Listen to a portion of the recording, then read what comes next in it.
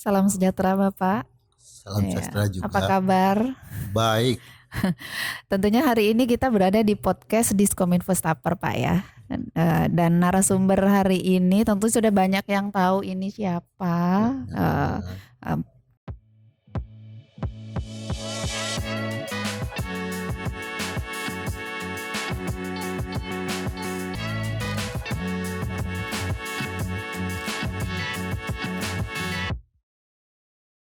Tapi saya perkenalkan dulu deh. Di mana narasumber hari ini adalah Dr. I Dewa Made Sudarsana MAP, di mana kesehariannya sebagai Kepala Dinas Kesehatan. Iya, tentunya berbincang masalah kesehatan nih Pak. Iya. Masyarakat perlu banyak edukasi. Nah, tentunya dengan yang hadir hari ini adalah pakar kesehatan. Dewa Ya, lagi. Dewa lagi ya Pak ya. Tentunya diperjelaskan di sini kita membahas untuk materi stunting dan pencegahannya. Ya. Dan tentunya masyarakat juga bertanya-tanya, stunting itu apa sih gitu Pak? Stunting sudah mulai kedengarannya, tapi bukan familiar mungkin untuk masyarakat. Banyak yang nggak tahu. Ya memang program stunting ini adalah bagian dari masa depan Indonesia, termasuk masa depan pasir. Kalau kita bicara stunting memang tidaklah mudah, tapi bisa dilaksanakan.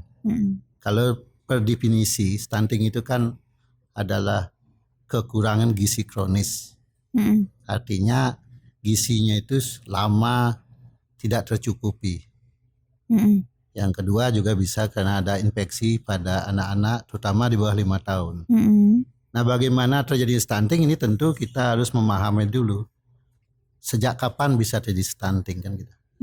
Kalau kita bicara secara ilmu kedokteran, tentu ada dua hal yang menyebabkan stunting ini. Pertama, kita harapkan perkembangan otak dan perkembangan pertumbuhan. Ada dua hal ini yang sangat berperan kalau kita bicara stunting. Karena jangan sampai salah persepsi. Ketika dia pendek cerdas pasti stunting kan salah. Karena ada dua hal itu yang menggambarkan anak-anak stunting. Sejak kapan? Nah, ini yang perlu. Kalau kita bicara perkembangan kecerdasan tentu sejak dalam kandungan. Kita tahu bahwa pembentukan sel otak itu terjadi pada usia kehamilan hari ke-8 sampai 7 minggu. Itu sudah terbentuk sel-sel otak dalam kandungan. Nah, ini harus terjaga. Artinya apa?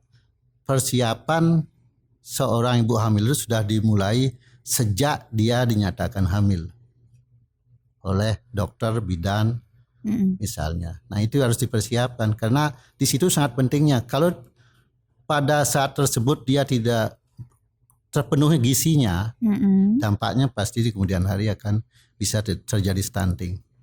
Dan kita tahu juga bahwa pada minggu ke-10 sel otak pada anak dalam janin, dalam kandung itu sudah terbentuk sekitar 250.000 sel otak dalam menit. Nah, ini dalam menit loh.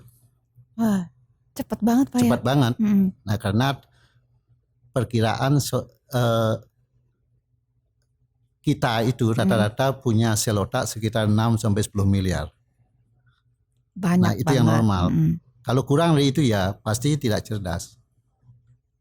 Gitu. Resikonya itu Pak ya? Ya. Sekarang kita lihat satu kasus Nono ya. Itu kan anak NTT, daerahnya ya notabene katanya daerah miskin. Tapi faktanya jadi anak cerdas luar biasa, ranking 1 ya di dunia. Padahal cerdas matematika. Padahal kita juga nggak tahu apakah stuntingnya waktu usia. Ya, dia bukan stunting, tapi saya bicara dulu. Karena setelah saya baca-baca ternyata dia memang di daerah yang susah, tapi dia rajin makan udang galah. Udangnya selalu segar. Sama ada satu sayuran di sana yang memang kandungnya cukup bagus. Dia tidak beli semua karena dekat rumah itu memang laut dan selalu makan ikan segar. 3 dari saudaranya semuanya terpintar. Artinya untuk membuat cerdas tidak mesti mahal. Ya, di sekitar rumah ya Pak Ya, ya. di rumah bisa. Yang penting asupan gizinya bagus. Katanya daun sayur di sana itu banyak mengandung zat-zat yang memang dibutuhkan tubuh. Cuma saya tidak lupa namanya. Ternyata 3 anak dari seorang guru itu semuanya ada yang pintar IPA, matematika, dan satu yang saya lupa itu ada 3. Artinya ketiga anak-anak itu memang luar biasa. Iya, memang lagi viral Ya, ini Pak. lagi viral kan berarti di mana selalu bicara nono. Ya memang kalau saya lihat itu memang anaknya cerdas luar biasa menghitung. Nah ini satu contoh. Artinya ketika masyarakat mau melakukan yang benar, artinya tidak sulit gitu loh. Di tempat itu pasti ada, tidak mesti harus beli mahal ini. Selanjutnya kalau kita bicara usia, sampai kapan anak ini sel otaknya terbentuk kan itu? Itu sampai kalau di buku sekitar sampai 2 tahun. Nah pada usia 2 tahun, dari 1 tahun ke 2 tahun itu banyaknya sel otak itu 2 kali lipat daripada 1 tahunnya. Nah artinya kecerdasan yang bisa kita bangun itu sebenarnya itu fase yang paling baik. Artinya kita anggap itu fase emas. Jadi di usia sekitar 2 tahun. Antara 8 hari ya sama 2 tahun sampai 2 tahun itu harus betul-betul diperhatikan Pak ya. Sudah itu juga seorang ibu ini juga harus memperhatikan betul kebiasaan-kebiasaannya itu. Karena anak-anak ini kan pola asuh hampir 90% ada ibu. Bagaimana dia memberikan air susu, bagaimana pola makannya itu tentu juga sangat mempengaruhi. Nah tentu yang kita selanjutnya yang kita perlu bagaimana perkembangan anak ini. Ya tentu kita harapkan ketika otaknya cerdas, tinggi badannya juga harus sesuai dengan standar yang ada dalam buku buku di dalam Posyandu itu.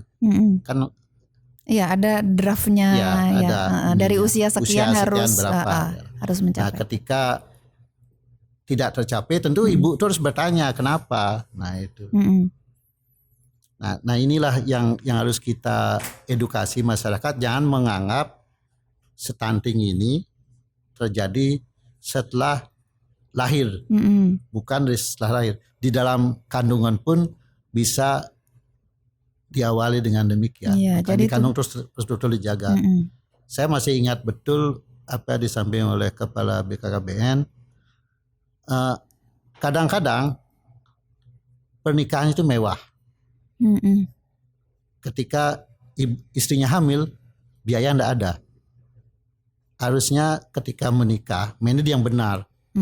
Malah waktu itu disampaikan oleh Kepala BKKBN, kalau bisa nikahnya yang penting ada buku nikahnya. Sederhana. Tapi ketika istrinya hamil harus mendapat lebih daripada acara pernikahan yang mewah.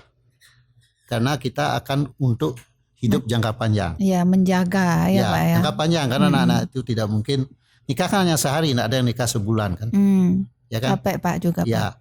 Anak ini yang harus kita jaga. Nah ini harus betul-betul diprogram sehingga nanti yang menikah mau punya anak tentu anak yang betul-betul dibanggakan. Caranya ya demikian, dipersiapkan dengan baik. Kayak begitu definisinya. Jadi definisi stunting itu menjaganya bukan pas waktu sudah lahir di usia sekian-sekian, tapi di dalam kandungan pun perlu asupan gizi protein yang cukup, vitamin segalanya pokoknya supaya anaknya tumbuh kembangnya dengan baik. Dan itu melakukan proses Pak ya. Prosesnya sangat panjang. Dan untuk pencegahannya sendiri.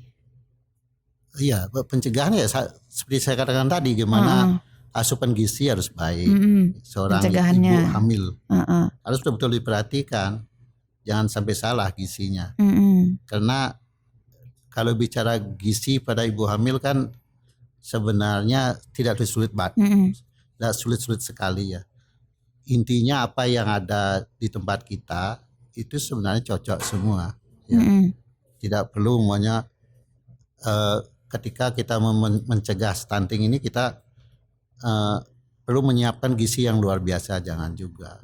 Karena demikian juga pada anak ya tentu pemberian ASI harus diperhatikan, asupan gizinya, pemberian makan tambahnya apa ya tentu ya harus menyesuaikan. Dan itu kan bisa dilihat dari buku-buku yang dibaca. Sekarang kan yang lagi marak tuh Mbah Google bisa dibuka. Ya, Usia sekian butuh apa, kan sederhana sekali, tidaklah sulit asal ibunya mau. Ya, banyak cara Pak ya. Iya, banyak cara yang bisa kita bicara. Dan akibat bila balita itu terjadi stunting. Nah inilah yang sering ditakuti oleh semua negara. Dampak daripada stunting yang pertama saya katakan tadi, kalau bicara definisi berarti kan kita menjaga anak itu tetap cerdas dan tingginya mengikuti standar. Kalau ini tidak terjadi itu dampaknya sangat banyak sekali. Pertama tentu anak itu pasti akan minder kemudian hari. Pasti saya pastikan minder. Karena yang lain tinggi dia pendek. Ya kan. Yang kedua secara kompetisi. Nah ini yang selalu dikatakan oleh Pak Jokowi, kita harus berkompetisi dalam hal membangun negeri ini. Kalau kita tidak cerdas, ya susah kompetisinya kan. Pasti susah. Jangan sampai seperti di pasir di sini banyak orang luar masuk ya karena mungkin dia lebih hebat, lebih pintar. Kalau anak-anak pasir pintar kan, walaupun kompetisinya ketat, tapi dia lebih pintar ya pasti dia terpilih. Nah ini harus kita persiapkan dengan baik. Banyak dampak-dampak yang akan di keluarganya, di masa depan anak-anak tersebut pasti banyak. Karena sekali lagi anak yang disebut stunting sesuai definisi tadi itu tentu secara kemampuan pasti lebih kurang daripada anak-anak normal. Pasti ada minornya saya kira. Iya. Dan di sini Pak tentunya masyarakat di luar sana banyak yang belum paham nih masalah gizi, mungkin mungkin faktor dari edukasi atau apa. Dan dari pihak dinas kesehatan sendiri atau mungkin tim-tim medis apa yang dilakukan untuk supaya mereka paham untuk hal yang seperti ini? Kalau bicara pemaham di masyarakat ya bukan tugas dinas kesehatan saja, karena kita kan bicara pertumbuhan anak dan kecerdasan. Yang pertama kalau dinas kesehatan ya tentu sesuai dengan ketentuan ya tentu kita lakukan umpamanya memberikan makan tambahan pada ibu hamil, memberikan zat besi sesuai dengan ketentuan. Demikian juga pada anak-anak remaja. Nah ini anak remaja juga perlu kita perjelas bahwa sering terjadi di lapangan. Kenapa saya diberi zat besi? Padahal saya kan belum menikah. Iya. Ya kan? Selama ini kan persepsinya ketika sudah menikah dan hamil dapat zat besi. Jumlahnya 90. Tapi ketika pada remaja diberikan dia punya persepsi berbeda. Saya ini tidak hamil, kenapa diberi zat besi?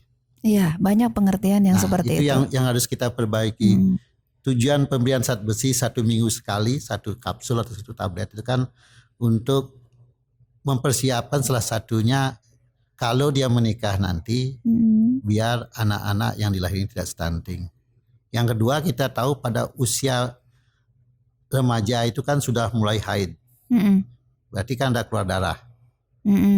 Nah untuk memenuhi itu ya harus kita berikan zat besi.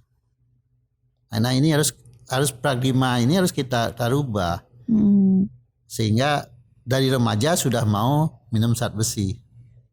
Ya bukan kalau sudah berumah tangga Pak ya. Itu bukan setelah dia hamil baru. Nah itu hamil. Karena selama ini memang kita akui zat besi ini banyak kita beri pada ibu hamil. Demikian juga terkait cara memberi air susu ibu ini, ibu juga harus memperhatikan anaknya, jangan menyusui itu dianggap menjadi tidak cantik. Mungkin takut dia susunya turun ke bawah gitu. Nah ini harus dirubah karena air susu ibu itu yang luar biasa sebenarnya manfaatnya untuk anaknya. Karena ada di sana sistem kekebalan tubuh yang mengandung juga, ada juga untuk pertumbuhan anak-anak. Ibu-ibu itu harus mau. Tapi dari sekian banyak ibu-ibu menyusui sebenarnya tidak ada mempengaruhi kecantikan. Kalau dia cantik ya tetap cantik, kalau jelek ya tetap jelek. Gitu Pak ya. Ya, yang Iya. penting selama menyusui itu mungkin yang tidak boleh diberikan ke bapaknya itu aja. Mm-mm. Kira-kira begitu. Iya, tentunya juga untuk ibu menyusui dia harus bukan asupannya harus bagus Pak ya. Iya, Karena pasti gizinya. gizinya. Kalau enggak masuknya bagus sesuai, Nanti hasilnya juga nggak pasti udah bagus, iya. Makanya antara masuk dan keluar itu seimbang. Mm-mm. Dan tentunya edukasi seperti itu bukan hanya kita dapatkan dari tim medis atau kesehatan Pak ya. Kita harus belajar untuk edukasi Belajar sendiri. juga. Mempersiapkan diri lah ibu hamil itu. Jangan sesudah hamil baru bingung. Saya banyak dapat kasus itu ketika anaknya mau menyusui ternyata pentil susunya tidak keluar. Mm. Nah ini kan jadi masalah. Walaupun air susunya ada, anaknya mengisap apanya kan bingung. Tapi ada cara. Ada tentunya, cara, ya. makanya itu belajar sama bidan kami kan banyak. Dokter-dokter spesialis juga cukup banyak. Kita punya sekitar 4 itu kan. Artinya bisa diskusi bagaimana mempersiapkan anak yang lahir nanti itu bisa mendapat air susu yang cukup. Jangan sampai seperti kasus yang saya katakan tadi, puting susunya tidak keluar. Ini kan masalah. Akhirnya dia tidak ada menyusui selama melahirkan. Ini kan masalah pasti. Jadi anaknya pakai susu formula. Susu, ya. Akhirnya suara anaknya diembek kan gitu. Karena dia susu sapi. Iya.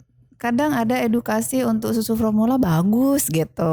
Ya, mereka punya paradigma sendiri Pak. Berpikir bahwa susu formula itu bagus karena susu ini sudah ribet lah, yang inilah tentunya anak tidak bisa ditinggal. Nah seperti itu paradigmanya. Kalau orang yang bekerja di luar otomatis ada cara lain Pak ya, bisa. Seperti mungkin disimpankan di freezer ya Pak ya. Ya itu memang selama ini kan promosi itu juga banyak berpengaruh. Tapi kita di kesehatan sudah tegaskan bahwa sejak lahir minimal itu kita berikan air susu ibu dulu, kecuali dalam kondisi yang memang dilarang menyusui, umpamanya dalam keadaan sakit, ada infeksi dan lain sebagainya. Selama air susunya keluar, kenapa tidak?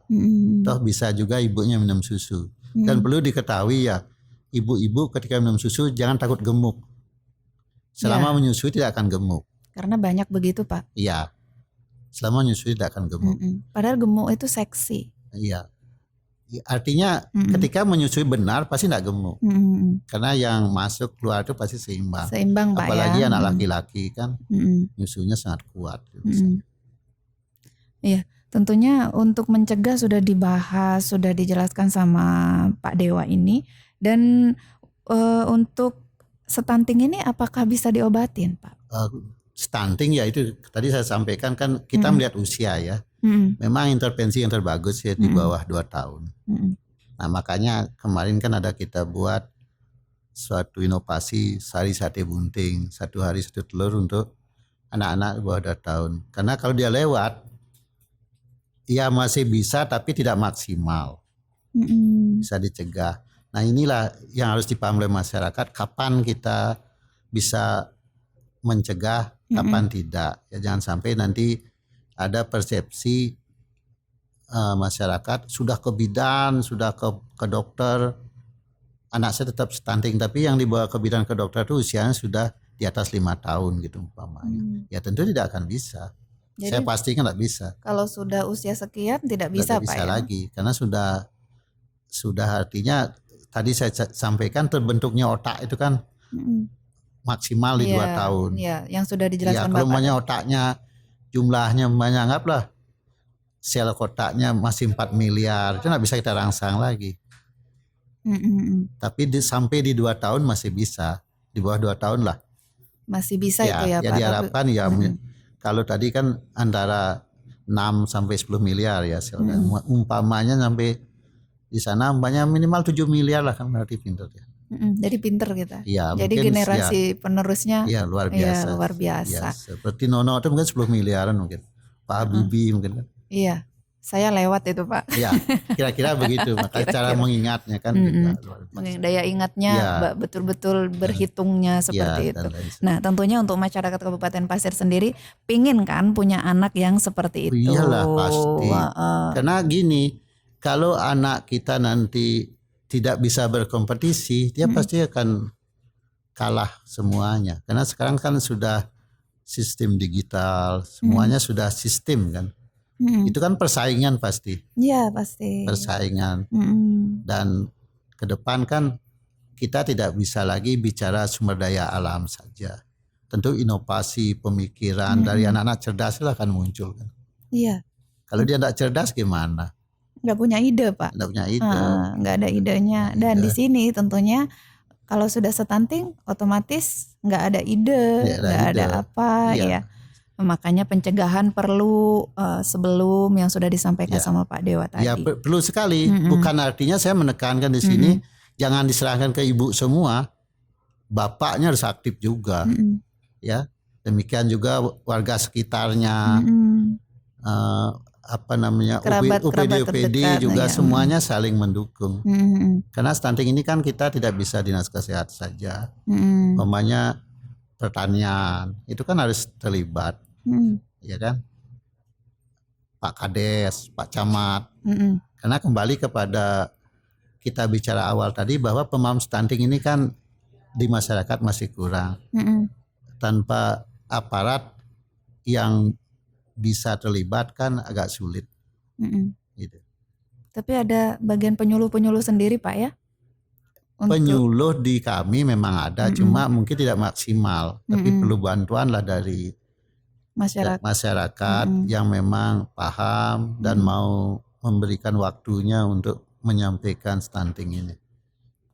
Karena sampai sekarang bukan saya yakin, pastinya masyarakat ada yang nggak tahu tuh Pak stunting itu apa. Oh iya pasti, karena kadangkala ya itu di masyarakat masih kalau lihat bapaknya pendek, ibunya pendek, anaknya pendek dianggap normal. Dikira gen Pak ya? Ya dikira gen, padahal tidak begitu. Tapi faktor gen tidak mempengaruhi? Tidak, karena saya sendiri anak saya kan lebih tinggi daripada saya. Istri saya kan pendek. Karena Bapak menerapkan itu? Iya gizinya kita jaga, artinya dia bisa lebih tinggi. Karena pada prinsipnya itu kan masa pertumbuhan tidak ada perbedaan, sebenarnya sama saja. Kalau itu terpenuhi kebutuhan mereka. Tidak boleh lagi ada persepsi masyarakat, kamu sih ibumu pendek, bapakmu pendek ya kamu jadi pendek. Nanti anak itu uring-uringan dong. Minder pasti, makanya itu perlunya pemahaman ini. Karena prinsipnya kalau saya sering pakai pemahaman yang mudah, puding itu pasti lembek. Lembek belum tentu puding. Stunting itu pasti pendek. Pendek belum tentu stunting. Gitu. Iya, mudah menghafalnya. Puding itu pasti lembek. Lembek belum tentu puding. Pendek itu pasti stunting. Stunting itu pasti pendek. Pendek belum tentu stunting. Ya contoh Pak Habibie kan pendek, enggak stunting kan? Enggak stunting ya. Karena terbentuk sel otaknya terpenuhi karena makan ikan mungkin beliau dulu kan. Itu. Jadi otomatis sel-sel ini terpenuhi semuanya. Gitu. Iya. Jadi buat masyarakat Kabupaten Pasir sendiri, tapi bukan masyarakat Kabupaten Pasir aja semuanya. Yang menonton ini tentunya Pak ya juga tentu, semuanya. Anu juga pejabat, aparat, pegawai, tentu memahami harus ini. Sudah paham bahwa stunting itu sangat-sangat bahaya juga untuk generasi. Untuk generasi berikutnya. Apalagi Pak Bupati sekarang kan ada namanya Pasir Mas. Ya, maju, adil dan sejahtera. Nah, kalau umpamanya dia stunting umpamanya itu kan bagaimana bisa sejahtera? Karena dia tidak banyak ide, tidak punya pemikiran, kecerdasan kurang kan. Iya. Bahkan diam aja. Tidak ada excited apa yang harus dilakukan. Nah itu yang kita khawatirkan. Saya masih ingat betul disampaikan oleh Pak Jokowi Presiden kita di tahun 2017. Pertama stunting didengungkan.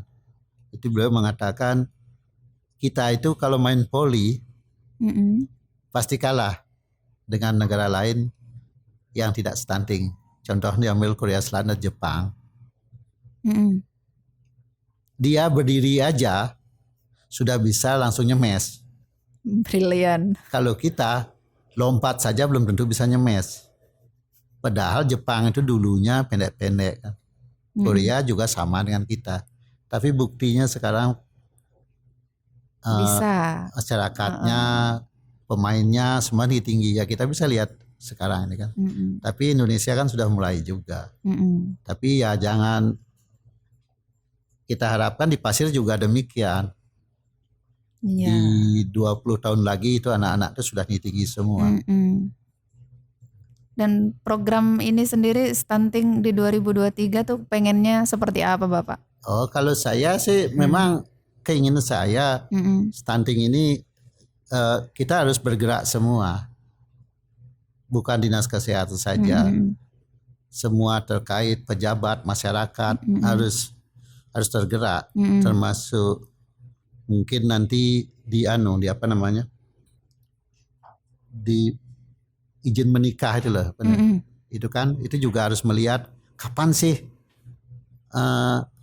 boleh menikah, itu juga harus dihati-hati karena jangan sampai usia 15 tahun sudah menikah Dini hamil. ya, Pak, Iya, ya, nikah usia dini harus dini. dihindari itu.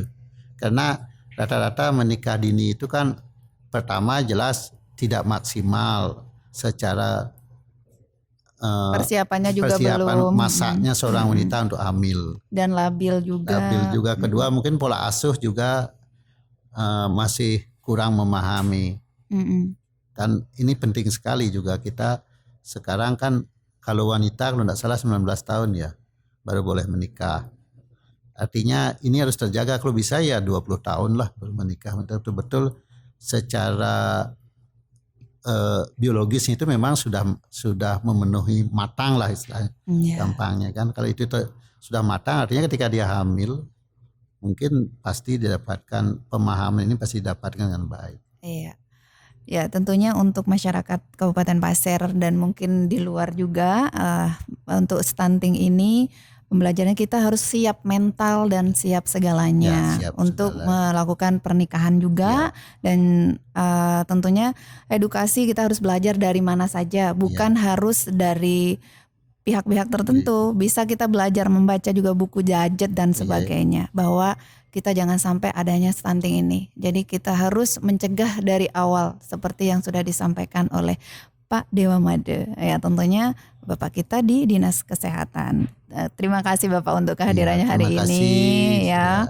Dan tentunya bersama saya Mila di podcast Diskominfo Staffer.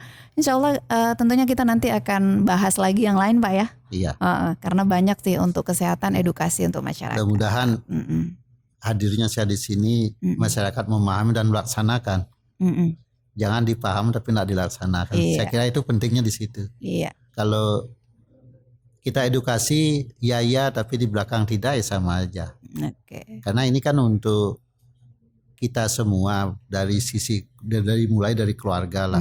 Karena yang diuntungnya juga mereka semua itu, bukan pemerintah saja. Saya kira itu. Iya. Terima kasih Bapak untuk kehadirannya dan makasih. tentunya mohon maaf apabila ada salah kata. Salam sejahtera. Iya. Makasih.